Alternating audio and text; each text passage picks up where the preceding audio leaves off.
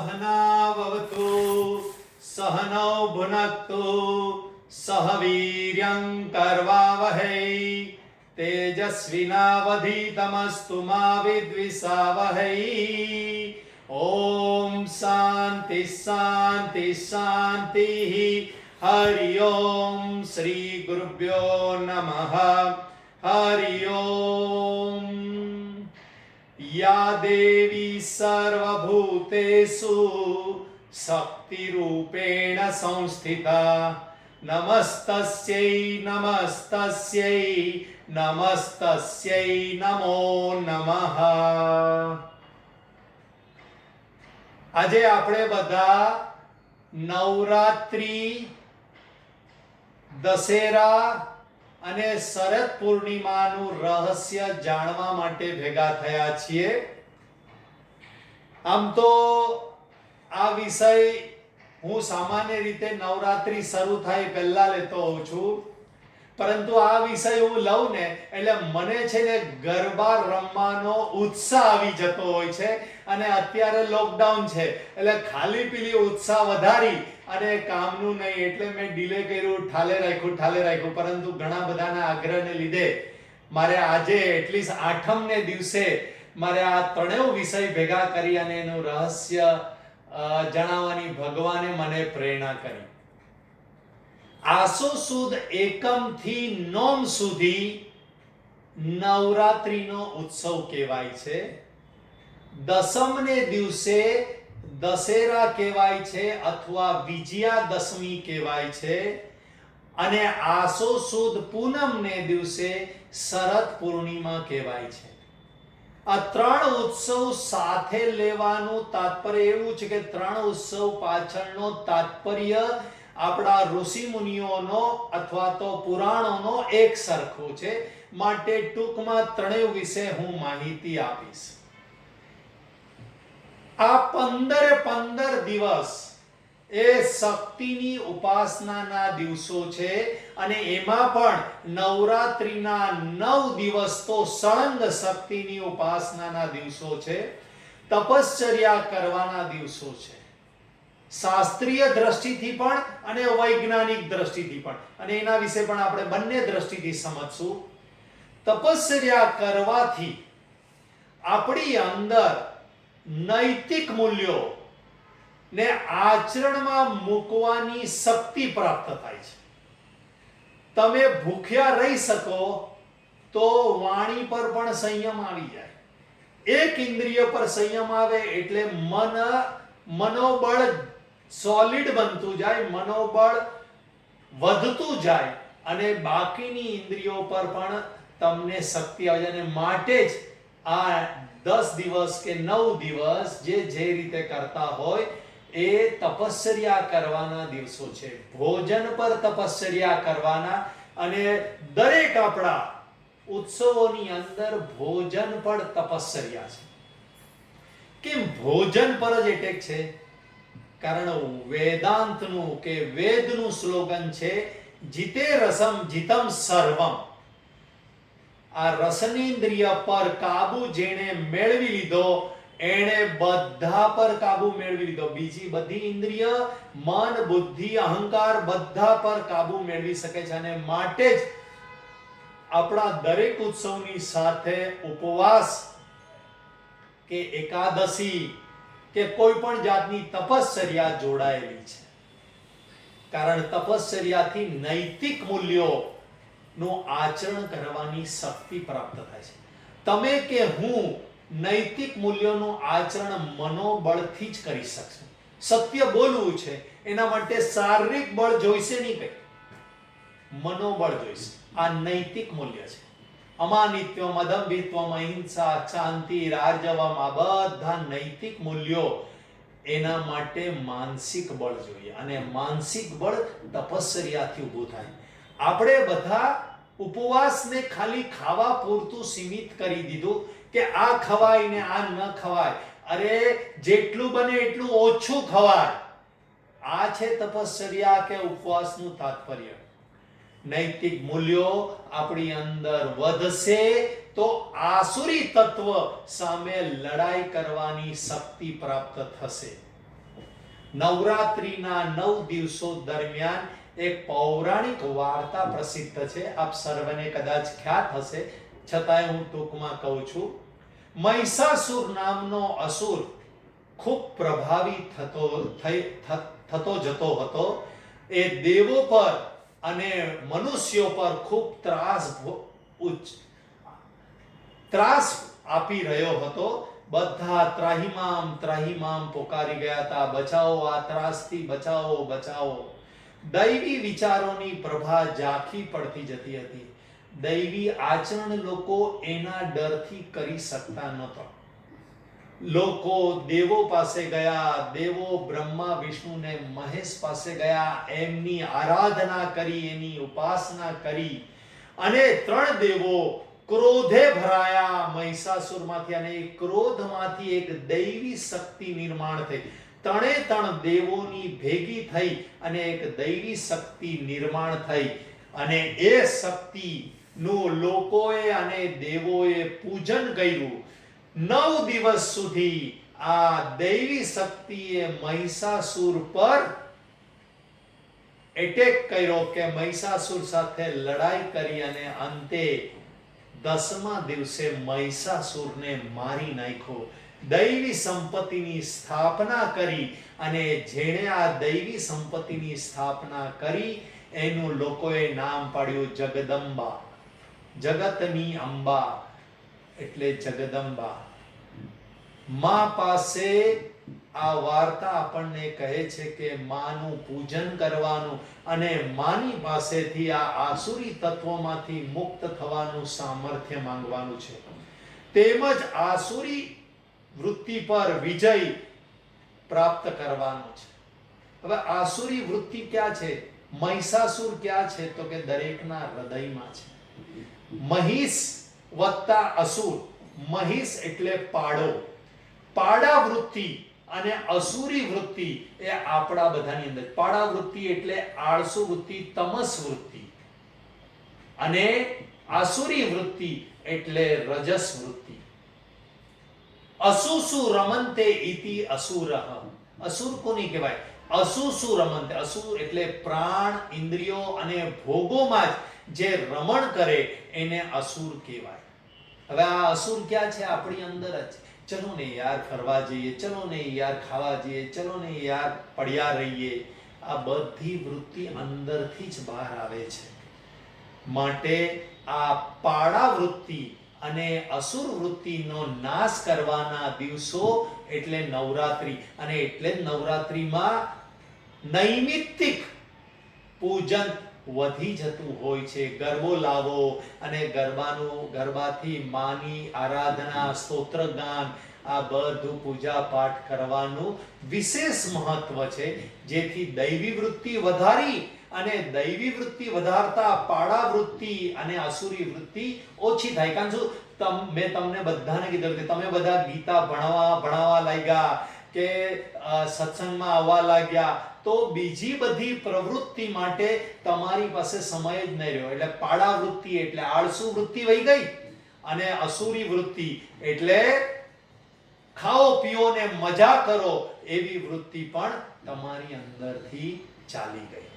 માટે દૈવી વૃત્તિ વધારીએ, દૈવી ગુણોનો સંપર્ક વધારે રાખીએ છીએ તો આ આસુરી અને પાડા વૃત્તિ ખતમ થઈ જાય છે.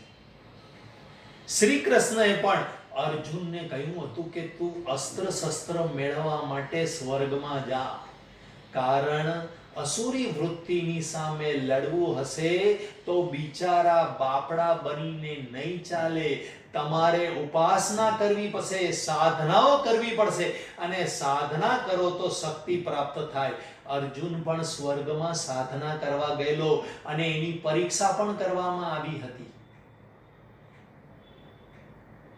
અને એ પરીક્ષા એટલે કે સ્ત્રી સંયોગ રૂપી પરીક્ષા ઇન્દ્રએ કરી હતી, અને એમાંથી એ ઉગરી અને બહાર આવ્યો હતો. માટે તપસ્યા, સ્વર્ગમાં તો ભોગ શોખ મોજ મજા કરવાની હોય, અને મોજ મજાની વચ્ચે રહીને પણ એ સાધના કરી અને એને અસ્ત્ર શસ્ત્ર પ્રાપ્ત કર્યા. માટે કૃષ્ણ પરમાત્માએ કીધું અર્જુનને કે તારે ભવિષ્યમાં અસુરી તત્વો સાથે લડવાનું છે તો અત્યારથી સાધના ચાલુ કર. આપણે બધાએ પણ જેમ જેમ ઉંમર વધતી જશે, જેમ જેમ કળિયુગ વધતો જશે, એમ એમ અસુરી તત્વ સામે લડાઈ કરવાની છે. તો માં જગદંબા પાસેથી આપણે શક્તિ માંગવાના દિવસો એટલે નવરાત્રિના દિવસો.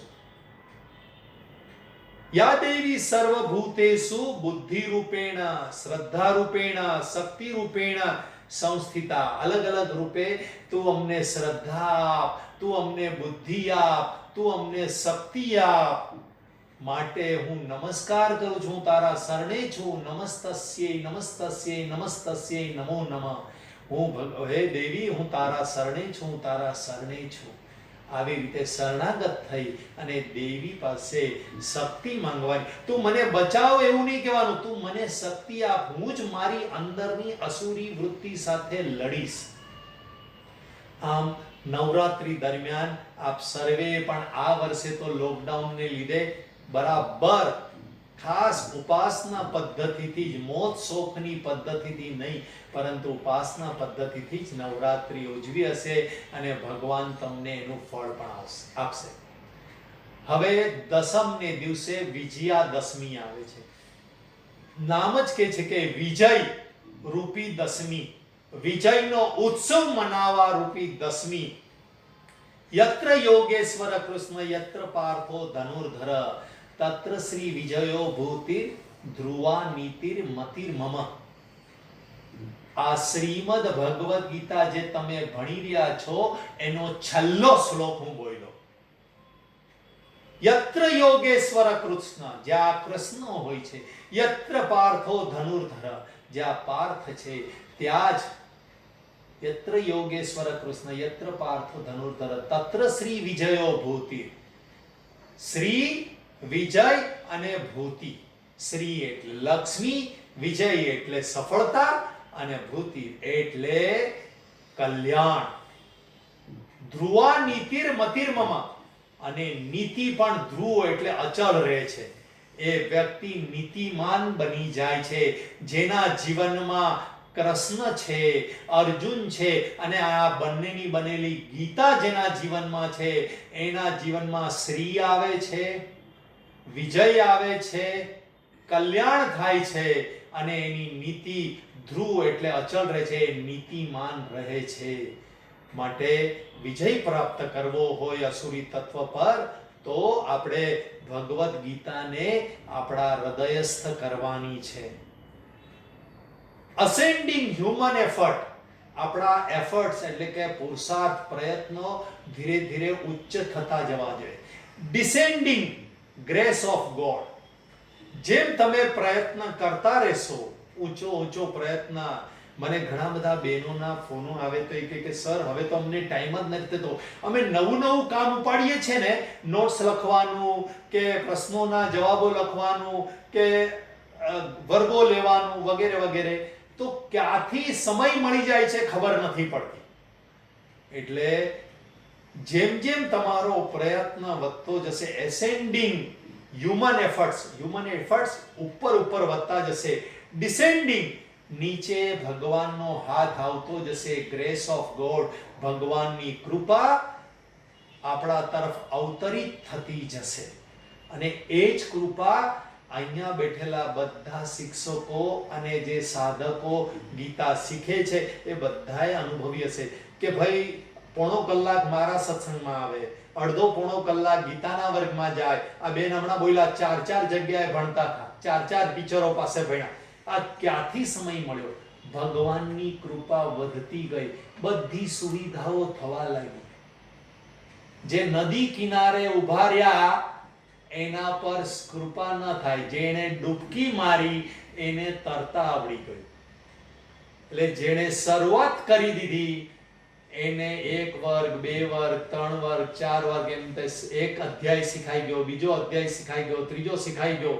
કોઈએ કઈ પ્લાનિંગ જ કર્યું નહોતું. આખી જિંદગી દરમિયાન તમે તમારા ભૂતકાળ, આપણે એક અધ્યાય એમ થોડો કઈ પાકો થતો છે, એક અધ્યાય પણ યાદ કરવો મુશ્કેલ છે. અને અહીંયા મારી સામે બેઠેલા બાળકો, બહેનો, એજેડ બહેનો પણ બધા કે 3-3, 4-4 અધ્યાયો કહો કે સ્તોત્ર કહો શીખી ગયા છે. તો આ છે ભગવાનની કૃપા. આ તમે તમારા પર મેળવેલો વિજય છે. સાચી વિજયાદશમી આ છે. વિજયાદશમીનો સંકેત જ આ છે કે તમારી અંદર રહેલી પાડા વૃત્તિ, એટલે આળસુ, મારાથી નહીં થાય, નેગેટિવ વૃત્તિ, હું નહીં કરી શકું, આ નેગેટિવ વૃત્તિ. અને આ આળસુ લોકો આવું છે ને, આપણું કામ નહીં, આપણે આરામથી બેસો નહીં યાર, શું મગજમારી કરી, શું ગીતા ભણીને થવાનું શું છે. પહેલા તો એવું જ બોલ્યું. અને આ ખરેખર કહું છું, શરૂઆતમાં આ ઘણા બધા, સર ગીતા યાદ રહી ગઈ તો એ ફાયદો શું છે. અને જેને આ ફાયદા વૃત્તિ એટલે જ અસુરી વૃત્તિ, અને પાડા વૃત્તિ એટલે આળસુ વ્યક્તિ કંઈક ને કંઈક આવા બહાના બનાવે કે આ બધું યાદ કેટલા દિવસ રહેવાનું, થોડા દિવસ રહેશે પાછું ભૂલાઈ જશે, કેટલી મહેનત પડે. તો જે નદી કિનારે ઉભા રહ્યા એ તરી શક્યા નહીં.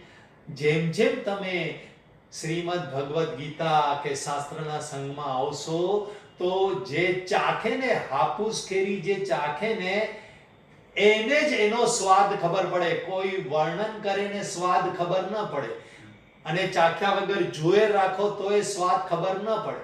એ તો પોતે છાલ કાઢી અને કાપી અને ખાવી પડે તો જ એનો સ્વાદ ખબર પડે. હું ગમે તેટલું વર્ણન કરીશ કે ગીતાથી આ લાભ છે, આ લાભ છે, કઈ અસર નહીં થાય. ભલે હાફૂસ કેરીના વર્ણન જેવું કહેવાય. હાફૂસ કેરીનું ખૂબ વર્ણન કરું અને એ ખાય નહીં તો એને કોઈ અનુભવ થાય નહીં વર્ણનનું. વિજયાદશમી જે લોકો આમાં સફળ થયા છે એ લોકોને બધાને શુભેચ્છા કે એક બેરિયર્સ તોડી અને તમે બહાર આવ્યા કે ચલો હું એ સંસ્કૃત શીખી શકીશ. અને એ છે તમારા બધાનો વિજય. માટે તમને બધાને વિજયાદશમી આવવાની છે રવિવારે, એના અભિનંદન એડવાન્સમાં. દશેરા એટલે ભક્તિ અને શક્તિનો સમન્વય.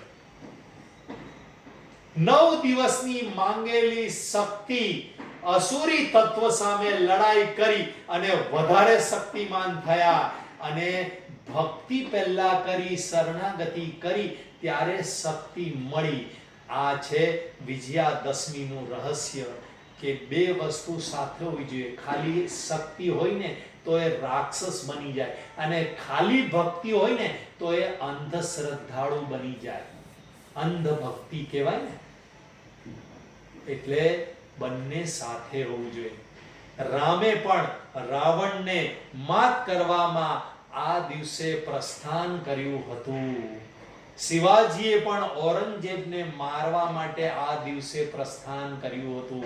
અને ઘણા બધા આપણા હિન્દુ સંસ્કૃતિના રાજા મહારાજાઓએ વિજયાદશમીએ માતાજીની પૂજા કરી અને અસુરી કે હિન્દુ સંસ્કૃતિના વિરોધીઓની સામે લડત લીધી હતી, અને પોતાના જીવનને દાવ પર લગાવીને પણ હિન્દુ સંસ્કૃતિને ટકાવી રાખી હતી, અને માટે આપણા સુધી પહોંચી છે. બહુ પાછળ જવાની જરૂર નથી. 300 400 500 વર્ષ પહેલાનો ઇતિહાસ જોશો ને તો ખબર પડશે કે કેટલા બધા લોકોએ પોતાના જીવનના, પોતાના કુળના, પોતાના રાજ્યના બલિદાન આપી દીધા છે, પરંતુ હિન્દુ ધર્મને, વૈદિક ધર્મને બચાવી લીધો છે.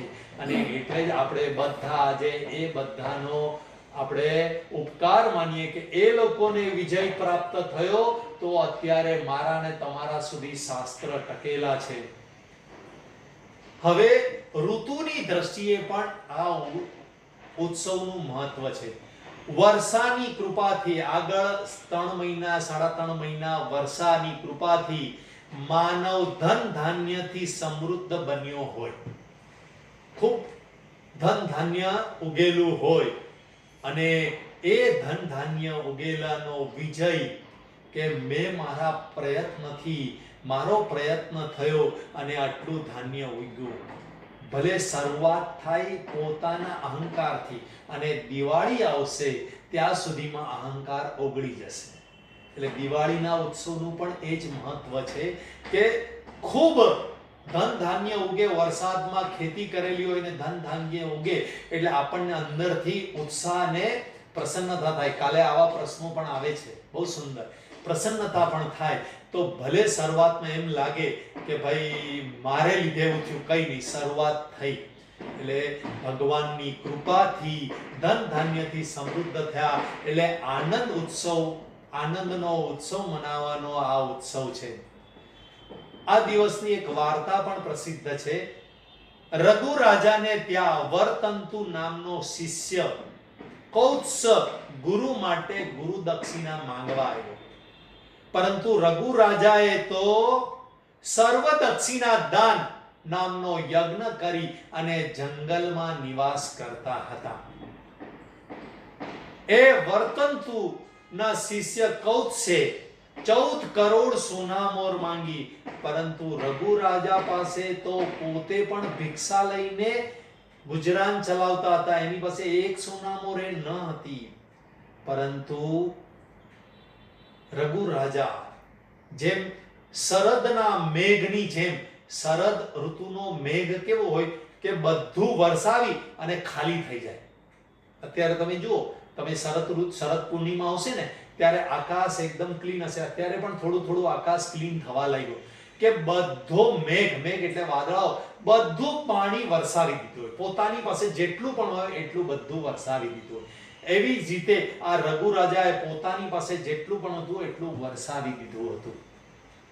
પરંતુ રઘુકુળ રીત સદા ચલી આવી, પ્રાણ જાય પણ વચન ન જાય.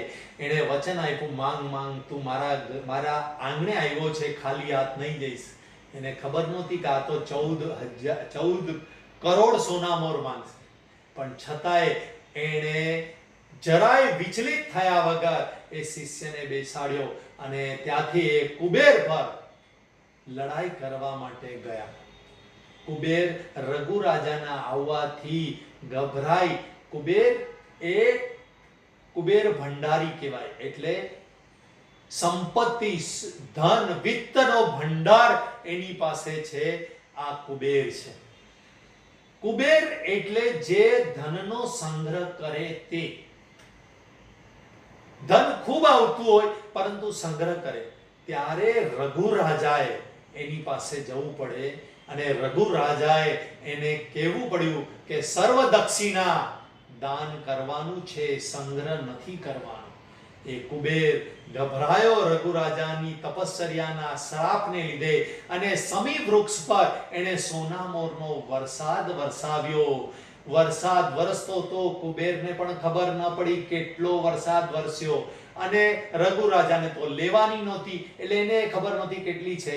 એને તો ઓલા શિષ્યને બોલાવ્યો અને શિષ્ય કૌત્સે 14 કરોડ સોનામોર ગણી લીધી. પરંતુ હતી વધારે, એટલે કે મારે તો ગુરુ દક્ષિણા પૂરતી જ જોઈએ છે, મારે ધનનો સંગ્રહ નથી કરવાનો, એટલે હું તો 14 કરોડ સોનામોર જ લઈશ. તો રઘુ રાજા કે મેં તો તારા નિમિત્તે આ કુબેર પાસે માંગી છે, એટલે મારો પણ હક નથી. ભારત દેશમાં જ, હિન્દુ સંસ્કૃતિમાં જ સંપત્તિ ન લેવા માટે ચર્ચા વિચારણા ઘર્ષણ થાય. આ ખાલી હિન્દુ સંસ્કૃતિમાં જ બની શકે. અહીંયા રઘુ રાજાને સંપત્તિ નહોતી લેવી, અહીંયા બીજી બાજુ કૌત્સને સંપત્તિ નથી લેવી. તો કુબેરને કીધું તું તારી સંપત્તિ લઈ જા. તો કે મેં દાનમાં આપેલી વસ્તુ પાછી લેવાય નહીં.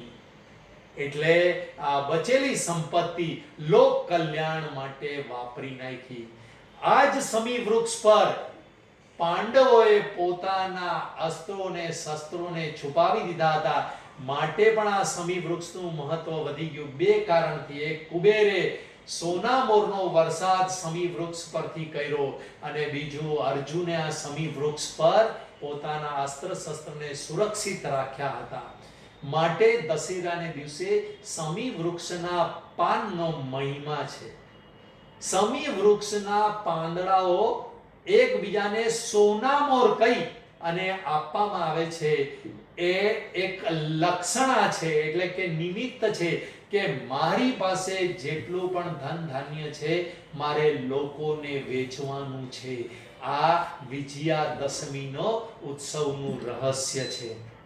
હું મારા માટે નહીં એકલો નહીં ભોગવીશ, બધાને વેચીને ભોગવીશ, આ વિજયાદશમી કહે છે. હવે આવે છે શરદ પૂર્ણિમા.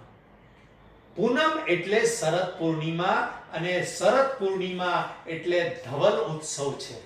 ધવલ એટલે સફેદ રંગનો ઉત્સવ. શરદ પૂર્ણિમાને આસો સુદ પૂનમના દિવસે આવે છે. આ દિવસે લક્ષ્મી પૂજન મહત્વ છે અને જાગરણ કરવાનું મહત્વ છે. અમે યુવાન હતા ત્યારે દરિયા કિનારે જઈ અને ખૂબ ઘણો લાંબો સમય સુધી જાગરણ કરતા, આનંદ કરતા, બધા ભેગા મળી અને દરિયા કિનારે ગરબા રમતા, રમત ગમતો રમતા અને દૂધ પૌવા, બરાબર, દૂધ પૌવા ખાતા હતા. તો આ બધું આવ્યું કેવી રીતે? તો શરદ પૂર્ણિમાએ જાગરણનું મહત્વ છે. કારણ ચંદ્ર આ દિવસે પૃથ્વીની સૌથી નજીક છે, એ જ્યોતિષ શાસ્ત્રના દ્રષ્ટિકોણથી, અને પૂર્ણ ચંદ્ર છે. અને 3 મહિના આગળના વરસાદને લીધે વાદળિયું વાતાવરણ હોવાથી ચંદ્રની જે રસ કે ચંદ્રની જે શીતળતા મળવી જોઈએ, શાંતિ મળવી જોઈએ, ઓછી હતી. એટલા માટે શરદ પૂર્ણિમાએ પૂર્ણ ચાંદનીનો આનંદ લેવા માટેનો આ ઉત્સવ છે. લક્ષ્મી પૂજન કરવાનું, અને લક્ષ્મી પૂજન એટલા માટે કરવાનું કે પૌરાણિક વાયકાઓ છે કે લક્ષ્મી આ દિવસે નીકળે છે, જે જાગતો હશે તેને હું ધન આપીશ, એમ બોલતા બોલતા અને વિચાર કરતા કરતા નીકળે છે. મનુષ્યની ચેષ્ટા પૃથ્વી પર ફરી અને લક્ષ્મી જુએ છે અને એ લક્ષ્મી પ્રદાન કરે છે. શરદ પૂર્ણિમા એ જાગૃતિનો ઉત્સવ છે. નવરાત્રિના 9 દિવસ શક્તિ પ્રાપ્ત કરી, દશેરાને દિવસે અસુરી તત્વ પર વિજય પ્રાપ્ત કર્યો. હવે મારી અંદર અસુરી તત્વ ન આવવો જોઈએ એવો જાગૃતિનો ઉત્સવ છે. વૈભવનો ઉત્સવ છે, આનંદનો ઉત્સવ છે, ઉલ્લાસનો ઉત્સવ છે. તે દિવસે ચંદ્ર 16 કળાએ ખીલ્યો હોય અને એ ચંદ્ર દર્શન કરવાથી એ ચંદ્રની સુંદરતા અને શીતળતા આપણી અંદર આવિર્ભૂત થાય અને આપણું સૌંદર્ય, બાહ્ય સૌંદર્ય સાથે આંતરિક સૌંદર્ય પણ ખીલે. એટલા માટે થઈને ચંદ્રની શીતળતા અને શાંતિ આપણે પ્રદાન કરવાની છે. અને ચંદ્ર એ મનના દેવતા છે, અને માટે જ ચંદ્રનો પ્રકાશ લેવો જરૂરી છે. મનની સ્વસ્થતા માટે પણ ચંદ્ર ઉપયોગી પણ છે અને ઉપકારક પણ છે. અને ગીતામાં પણ 15મા અધ્યાયમાં આવે છે, પુષ્ણામી ચૌષધિ સર્વાહ સોમો ભૂત્વા રસાત્મકઃ. એટલે રસાત્મક સોમ બનીને હું સર્વ ઔષધિઓને એટલે કે વનસ્પતિઓને હું પોષણ કરું છું. તો મારું પણ પોષણ કરે એવી ભાવનાથી હવે આ વખતે શરદ પૂર્ણિમા ઉજવજો. નવા તૈયાર થયેલા પૌવા આવે અને એ પૌવા દૂધની સાથે મેળવી ચંદ્રની ચાંદનીમાં રાખી, અને ચંદ્રની ચાંદની પણ એની અંદર આવે, અને દૂધ પૌવાનો પ્રસાદ ગ્રહણ કરજો. દૂધ ધવલ, પૌવા ધવલ, ધવલ એટલે સફેદ. દૂધ ધવલ, પૌવા ધવલ, ચંદ્ર ધવલ અને સાકર પણ ધવલ. આ ઉત્સવ આપણને શુદ્ધ ધવલ બનવાનો પ્રેરણા આપે છે. માટે આપણે પૂર્ણતાને, ચંદ્રની પૂર્ણતાની જેમ આપણે પણ પૂર્ણતાને પ્રાપ્ત કરીએ એવી ભાવના સાથે આ ઉત્સવ ઉજવજો. 1 મિનિટ હું તમારી લઈશ વૈજ્ઞાનિક રહસ્ય કહેવા માટે. નવરાત્રીનો ઉત્સવ રાત્રે ઉજવવાનો છે. રોગજન્ય ઋતુ એટલે શરદ ઋતુ. અસહ્ય ઉકળાટ ઓક્ટોબર હીટ કહેવાય છે, અને કહેવાય છે જીવેદ શરદ સતમ. શરદ ઋતુ જે પાર કરે હેમ કેમ એ આખું વર્ષ જીવી જાય છે. શરીરની પ્રતિકાર શક્તિ વધારવા અને અનેક બીમારી રૂપી અસુરથી બચવા ગરબા રાસ જેવી ઉત્તમ કસરત દિવસે નથી કરવાની, રાતના કરવાની છે. આ 10 દિવસ દરમિયાન એટલે કે 15 દિવસ શરદ ઋતુ સુધી કસરત કરવાની છે, ગરબા રૂપી કસરત, પરંતુ એ રાતના કરવાની છે. કારણ કે દિવસ દરમિયાન ઉકળાટ હોય છે એટલે રાતના કરવાની છે. કફ અને પિત્ત રૂપી વિષને બહાર કાઢવા માટે જેમ પૃથ્વી વગેરે ગ્રહો સૂર્યની આજુબાજુ ગરબા ઘૂમી રહ્યા છે અને સૂર્યમાંથી શક્તિ, સત્તા, સ્ફૂર્તિ ને પ્રકાશ મેળવી રહ્યા છે, બસ એવી જ રીતે આખું જગત છે ને ગરબા ઘૂમી રહ્યું છે. પછી નાના અણુની અંદર પણ ઇલેક્ટ્રોન છે ને પ્રોટોન અને ન્યુટ્રોનની વચ્ચે ગરબા રમી રહ્યું છે. એ નાનકડા અણુથી માંડી અને મોટામાં મોટા બ્રહ્માંડ સુધી બધા જ ગરબા રમી રહ્યા છે. એ જ સંકેત છે ગરબા રમવાનો. અને આ જ પદ્ધતિથી ગરબા રમી શક્તિ સ્તોત્ર સમા ગરબાના કિરણો, ગરબો લીધેલો હોય ને એમાં કાણાઓ હોય, એના કિરણો લેવાના છે. રાતના સમયે અગ્નિના તેજ લેવાનું છે. આનું રહસ્ય છે કે કિરણોને સંકુચિત કરો તો એ વધારે તીવ્રતાથી તમારી સામે આવે. કિરણો શરીરના પ્રત્યેક અંગ પર પડે. જેમ વોશિંગ મશીનની અંદર કપડા નીચોવાય તો મેલ છૂટો પડે, એવી રીતે તમે ગરબા રમતા રહો તો તમારી અંદરના 20 તત્વો એ શરીરની ચામડીઓ સાથે અથડાય અને પરસેવા દ્વારા એ 20 તત્વો બહાર નીકળે તો શરદ ઋતુ તંદુરસ્ત વાળી ઋતુ થઈને તમે બહાર નીકળો છો. શરદ ઋતુને દિવસે શ્રી કૃષ્ણ પરમાત્માએ પણ રાસલીલા રમ્યા હતા. એની પાછળનું પણ આ જ રહસ્ય છે, પરમાત્માની સંગ કરવાનો. આમ શરદ ઋતુ, શરદ પૂર્ણિમા આપ સર્વે સારી રીતે ઉજવજો. એક્યુપ્રેશરનું પણ મહત્વ છે. જાપાનના ડોક્ટરનું પણ તત્વ છે કે તાળી પાડો 15 મિનિટ તો તમે જિંદગીભર સ્વસ્થ રહો છો. ગરબામાં તાળી પાડીને રમવાનું હોય છે. આજકાલ તાળી પાડવાની ફેશન ઓછી થઈ ગઈ છે, પરંતુ એ પણ રહસ્ય છે.